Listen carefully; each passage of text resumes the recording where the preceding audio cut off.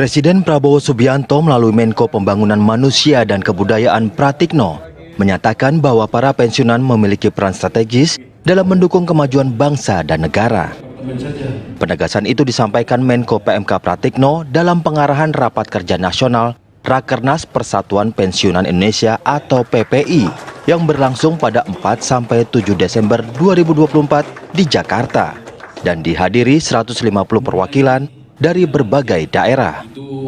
Ketua Umum PPI Profesor Dr. Ermaya Suradinata menyatakan PPI memfasilitasi partisipasi aktif para pensiunan melalui berbagai program yang selaras dengan asta cita.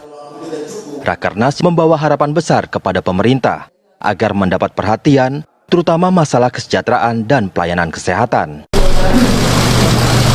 Saya telah menandatangani PP nomor 11 yang mengatur kebijakan akan diberikan kepada seluruh aparatur negara di pusat dan di daerah, termasuk PNS, pegawai pemerintah dengan perjanjian kerja, prajurit TNI dan Polri, para hakim, serta para pensiunan. Pemerintah secara resmi telah menetapkan implementasi rapel kenaikan gaji aparatur sipil negara atau ASN melalui peraturan pemerintah. Kebijakan ini menjadi bagian dari komitmen negara dalam meningkatkan kesejahteraan para abdi negara yang selama ini telah berkontribusi dalam pelayanan publik. Kementerian Keuangan sebagai pihak yang bertanggung jawab dalam pengelolaan anggaran memastikan bahwa proses pencairan kenaikan gaji, termasuk rapelnya, akan segera dilaksanakan. Saat ini berbagai persiapan teknis terus dilakukan, termasuk penyesuaian dan pembaharuan pada sistem aplikasi pengajian agar proses pembayaran dapat berjalan dengan lancar dan tepat sasaran. Pemerintah juga menegaskan bahwa kesejahteraan ASN tetap menjadi prioritas utama. Selain memastikan gaji rutin dibayarkan setiap bulan tanpa kendala, pencairan rapel kenaikan gaji ini diharapkan dapat memberikan tambahan penghasilan yang signifikan bagi para ASN. Berdasarkan informasi terbaru, implementasi kenaikan gaji ASN direncanakan mulai dibayarkan pada bulan April. Proses ini dilakukan bersamaan dengan pembaharuan sistem aplikasi gaji yang digunakan oleh instansi pemerintah guna menjamin akurasi dan ketepatan pembayaran. Sementara itu, untuk para pensiunan, pemerintah telah lebih dahulu melaksanakan penyesuaian kenaikan gaji. Pembayaran kenaikan tersebut dilakukan secara penuh dan akan terus diterima secara rutin mulai bulan berikutnya sesuai dengan ketentuan yang berlaku. Dengan langkah ini, pemerintah berharap dapat menjaga stabilitas ekonomi para ASN dan pensiunan, sekaligus meningkatkan motivasi kerja dalam memberikan pelayanan terbaik kepada masyarakat. Sebagaimana disampaikan Bapak Presiden dalam pidato di hadapan DPR dan DPD adalah kenaikan atau penyesuaian untuk gaji pokok ASN, anggota TNI, Polri, dan pensiunan. Nah, untuk tunjangan kita sendiri agak berbeda mekanismenya. Tunjangan kinerja mekanismenya berdasarkan asesmen atau penilaian pencapaian indikator. Nanti mekanismenya setelah ini akan dibahas RUU APBN bersama dengan DPR, lalu nanti akan disepakati apakah usulan pemerintah diterima ataukah ada penyesuaian-penyesuaian. Telah diundangkan, nanti akan dilaksanakan, tentu akan diterbitkan peraturan pemerintah sebagai pelaksanaan dari Undang-Undang APBN dan menjadi dasar pembayaran atau penyesuaian gaji pokok ASN, TNI, Polri, dan pensiunan di tahun 2024 yang akan dimulai per 1 Januari. Kira-kira seperti itu gambarannya, Mbak Iva.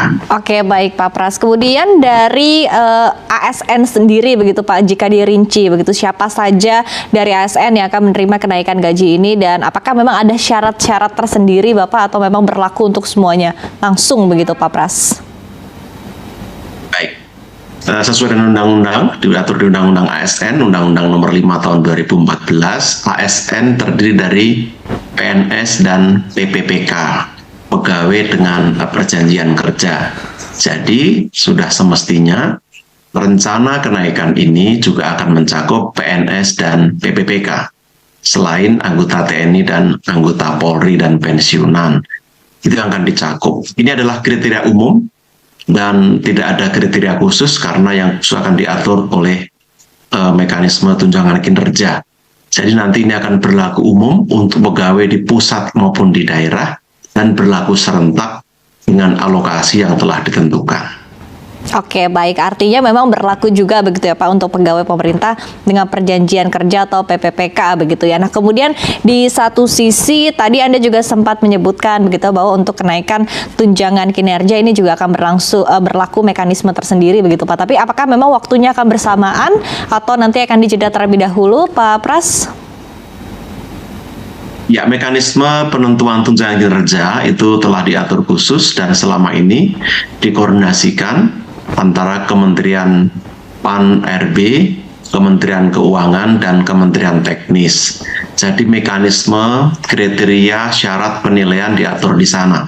Setiap tahun dilakukan penilaian bagi instansi yang telah mendapatkan izin prakarsa untuk mendapatkan kenaikan, lalu diusulkan dalam anggaran tahun berjalan dan tahun berikutnya. Itu yang akan ditetapkan oleh pemerintah setiap tahunnya. Jadi mekanismenya nanti berlaku terpisah dan anggarannya pun juga diatur secara terpisah, tidak termasuk dalam skema kenaikan gaji pokok yang sekarang sedang kita bahas. Oke, baik Pak Pras. Pak Pras, kalau kita lihat secara historisnya begitu ya dalam beberapa 10 tahun terakhir, bahkan kalau kita lihat dari 2014 ini kenaikan gaji untuk ASN ini hanya berlaku sekitar 3 kali saja begitu Pak, di tahun 2014, 2015, kemudian 2019 sebelum di tahun 2024 mendatang begitu. Nah, sebetulnya apa yang menjadi pertimbangan dari pemerintah sehingga akhirnya mulai dinaikkan di tahun ini? Apakah memang dari sisi anggaran negara sendiri juga sudah mulai lega begitu Pak setelah pandemi COVID-19 berakhir, Pak Pras? Baik, yang pertama pemerintah sejak beberapa tahun lalu telah menggeser kriteria atau standar penilaian menuju ke performance base. Maka yang diatur adalah tunjangan kinerja. Ini supaya lebih adil seiring dengan beban kerja dan performance yang dicapai baik oleh instansi maupun oleh individu. Maka skema tunjangan kinerja terus disempurnakan supaya jangkauannya juga semakin luas, cakupannya semakin besar, dan memberikan rasa keadilan termasuk bagi publik yang menikmati layanan dari pemerintah. Yang kedua, tentu kita juga melihat pentingnya birokrasi dalam tata pemerintahan kita. Untuk itu, birokrasi yang profesional, yang efisien, yang capable, yang berintegritas itu niscaya dalam penyelenggaraan pemerintahan, maka harus didukung dengan gaji atau penghasilan yang sesuai juga agar mereka dapat menjalankan tugas dan fungsi dengan baik. Itulah kenapa gaji pokok juga disesuaikan.